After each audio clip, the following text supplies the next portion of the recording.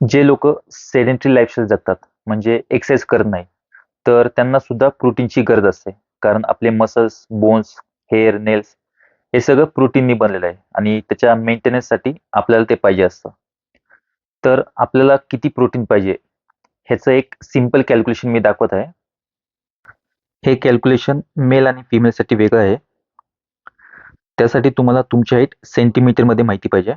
समजा तुमची हाईट आहे 168 सेंटीमीटर, याला -100 करायचं आहे.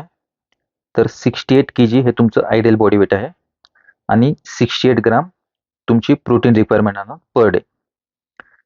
फिमेलसाठी हाईट आहे 160 सेंटीमीटर, तर इथे 105 ने त्याला मायनस करा. हे आलं आयडियल बॉडी वेट 55 केजी. इथे 55 इंटू 0.8 करायचं आहे. तर 44 ग्राम प्रोटीन रिक्वायरमेंट आली पर डेची. याच्यानंतर प्रोटीनसाठी कोणते कोणते सोर्सेस आहे हे तुम्हाला मी शेअर करत आहे.